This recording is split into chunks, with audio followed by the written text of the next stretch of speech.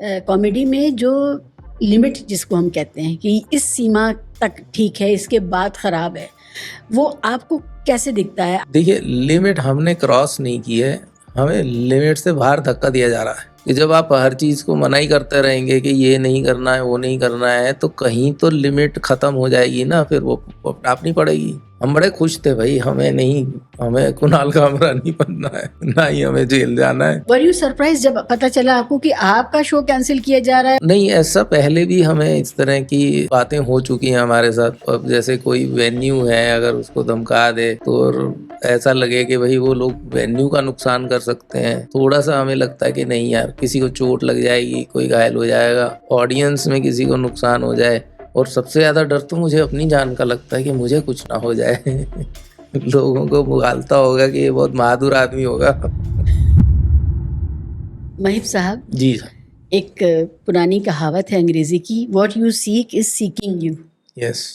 तो आप कंट्रोवर्सी को ढूंढ रहे थे, इसलिए वो आपको मिल गई या ये उल्टा हो गया इस बार?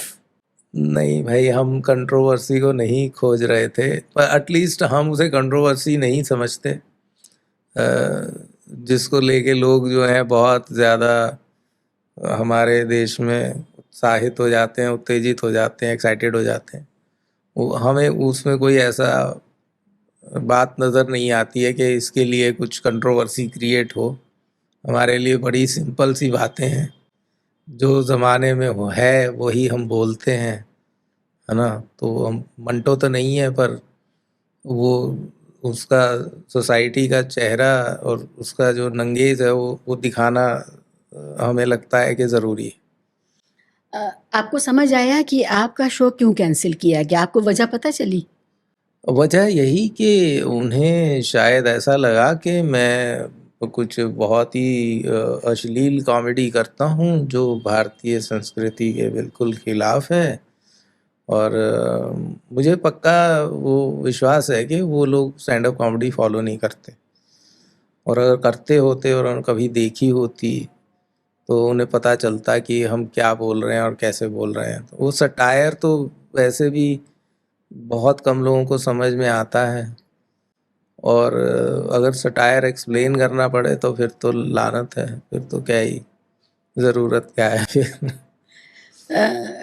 ये इम्प्रेशन है कि जो लोग बहुत पॉलिटिकल कमेंट्स कर रहे हैं, पॉलिटिकल डे टू डे की पॉलिटिक्स पर बात कर रहे हैं, उनके शोज़ कैंसिल हो रहे हैं, है ना?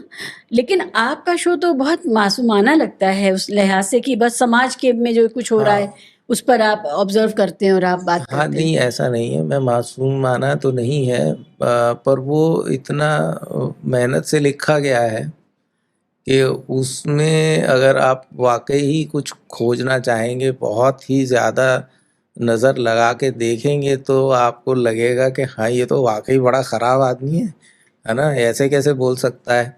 पर जैसे पॉलिटिकल आपने सटायर की या पॉलिटिकल कॉमेडी की बात की, तो पहले तो पॉलिटिक्स जो थी, पॉलिटिक्स थी।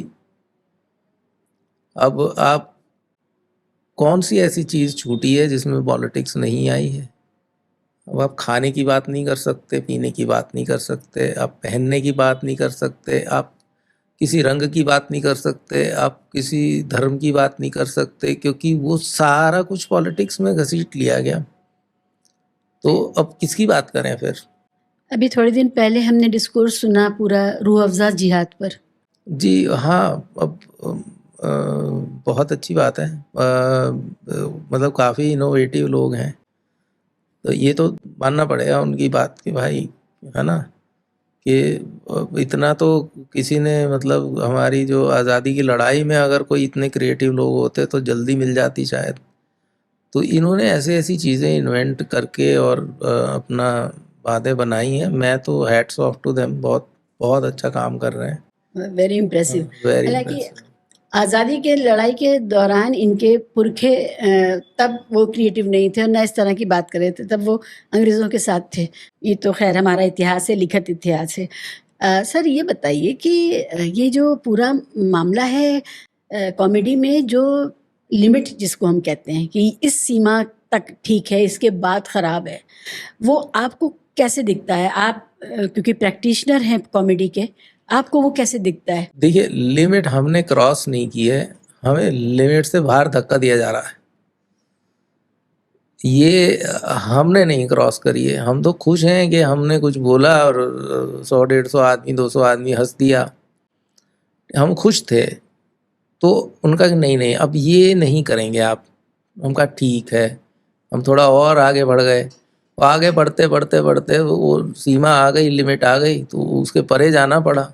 उन्होंने खुद धकेला है हमें कि जब आप हर चीज़ को मना ही करते रहेंगे कि ये नहीं करना है वो नहीं करना है, तो कहीं तो लिमिट ख़त्म हो जाएगी ना, फिर वो टापनी पड़ेगी। हम बड़े खुश थे भाई, हमें कुणाल कामरा नहीं बनना है, ना ही हमें जेल जाना है। आई एम वेरी हैप्पी, अपनी स्वीट सी कॉमेडी करके अपना लोगों को हंसाया, रात को जाके खाना खा के सो गए। ठीक है ना, हमें नहीं करनी है ऐसी कॉमेडी। हालांकि मैं बहुत एडमायर करता हूँ उसको, पर मुझे नहीं करनी है। पर ये लिमिट क्रॉस हमने नहीं की है, मैं ये कहना चाहता हूँ, ये क्रॉस हमें करवाई गई है, हमें धकेला गया है लिमिट के बाहर। वर यू सरप्राइज जब पता चला आपको कि आपका शो कैंसिल किया जा रहा है, वो भी पॉलिटिकल ग्रुप कर रहा है, तो आपको ताज्जुब हुआ? नहीं, ऐसा पहले भी हमें इस तरह की बातें हो चुकी हैं हमारे साथ।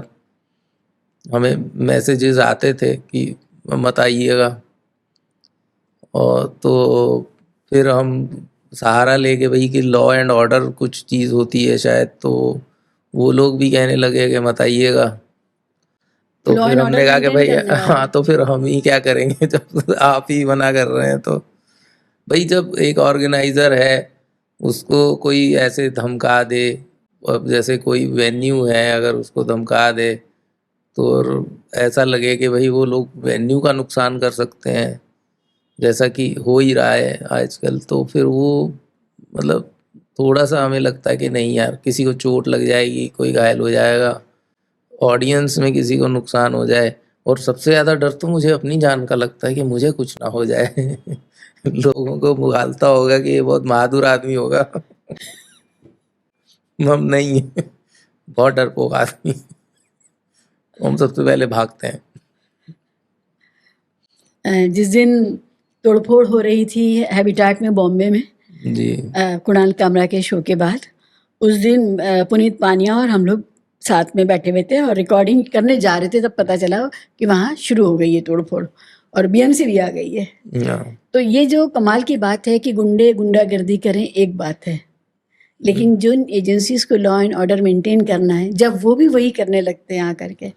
हाँ, वही हम कह रहे थे आपसे कि भाई हमें जिनसे उम्मीद थी कि भाई वो लोग हमारी सुरक्षा करेंगे या हमें प्रोटेक्ट करेंगे, और वही लोग जो हैं वो ऑब्वियसली अगर उनका कोई डर होता है वहाँ पे, तो वो लोग ऐसी हरकत करने में थोड़े से तो संकोच करते ना, थोड़ा सा करते कि नहीं नहीं करेंगे। उन्हें पता है कि कुछ नहीं होगा।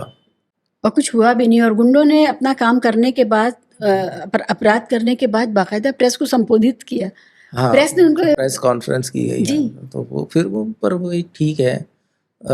उनका उनका वो इससे पता चलता है कि ये उन्हें पता था कि कैसे कैसे करना है, तो इवेंट मैनेजमेंट में तो अच्छे हैं वो कम से कम। तो हमारे कई ऐसे ऑर्गेनाइज़र होते हैं जो अपनी कॉमेडी की इवेंट नहीं मैनेज कर पाते, और उन्होंने ऐसी इवेंट मैनेज कर ली कि पहुंच गए, तोड़ फोड़ कर दी, फिर प्रेस कॉन्फ्रेंस कर दी, फिर अथॉरिटीज़ ने आके हेल्प करी उनकी।